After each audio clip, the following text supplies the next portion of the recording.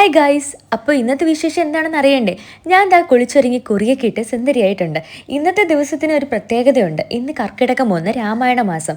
ആത്മീയതയുടെയും ആരോഗ്യ പരിപാലനത്തിൻ്റെയും മാസം കൂടിയാണ്. സോ ഗായ്സ്, നമുക്കിന്ന് വിളക്കൊരുക്കാൻ പോയാലോ? വിളക്കൊരുക്കാനായിട്ട് എൻ്റെ കൂടെ ഒരു കൂട്ടുകൂടെ ഉണ്ട്, മണിക്കുട്ടി. ഞാനീ ഒരുക്കുന്ന വിളക്കിനൊരു കുട്ടി സ്റ്റോറിയുണ്ട്. ഇതെൻ്റെ കല്യാണം കഴിഞ്ഞ് ഞാൻ അമ്പാടിച്ചേൻ്റെ വീട്ടിലോട്ട് വരുന്ന സമയത്ത് എൻ്റെ അമ്മ എനിക്ക് ഗിഫ്റ്റ് ചെയ്ത വിളക്കാണിത്. അതുകൊണ്ട് തന്നെ ഈ വിളക്ക് എനിക്ക് ഭയങ്കര സ്പെഷ്യലാണ്. വിളക്ക് തേച്ച് സെറ്റാക്കിയ ശേഷം നമ്മളിത് മുറ്റത്തോട്ട് ഇറങ്ങിയിട്ടുണ്ട്. ഇവിടെ എൻ്റെ അമ്മ പരിപാലിച്ച് വളർത്തുന്നൊരു പിച്ചിയുണ്ട്. പിച്ചി ഇപ്പോൾ എന്നും പൂവിടുന്നുണ്ട്. നല്ല മൊട്ടും പൂവൊക്കെ ആയിട്ട് പടർന്ന് പന്തലിച്ച് വരുന്നുണ്ട് അവൾ. ആ പൂവൊക്കെ പറിച്ചുകൊണ്ടിരിക്കുമ്പോൾ നല്ല മണമുണ്ട്. നമ്മളെ വീട് മൊത്തം പിച്ചിയുടെ മണമാണ് ഗൈസ്. എനിക്ക് ഈ വീഡിയോ എടുത്ത് തരുന്നത് സ്വാതിയാണ്. സ്വാതിനെ നോക്കി ഞാൻ എക്സ്പ്രഷൻ ഇടുന്നതാണ് ഗൈസ്. അത് എൻ്റെ കയ്യിരിക്കുന്ന ഈ ഫ്രെയിം എൻ്റെ ബ്രദർ സഞ്ജു രാമേശ്വരം പോയപ്പോൾ കൊണ്ടുവന്നൊരു ഫ്രെയിമാണ് കേട്ടോ.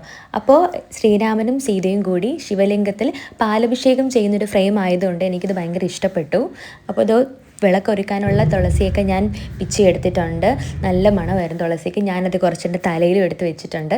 ഇന്നൊരു സ്പെഷ്യൽ ഡേ ആയതുകൊണ്ട് തന്നെ ഞാൻ വിളക്കിന് 5 തിരിയിട്ടാണ് കത്തിക്കാൻ പ്ലാൻ ചെയ്തിട്ടുള്ളത്.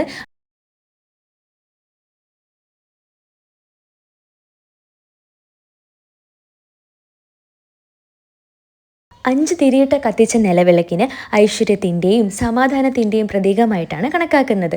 കിണ്ടിയിൽ വെള്ളമെടുത്ത് തുളസി പിച്ചിയിട്ട് നിലവിളക്കിന് മുന്നിലോട്ട് തിരിച്ചു വെച്ചിട്ടാണ് ഞാൻ പ്രാർത്ഥിക്കാറ്. ശരിക്കും കത്തിച്ചു വെച്ച നിലവിളക്കിന് മുന്നിലിരുന്ന് പ്രാർത്ഥിക്കുമ്പോൾ എനിക്ക് ഭയങ്കര സമാധാനം കിട്ടാറുണ്ട്.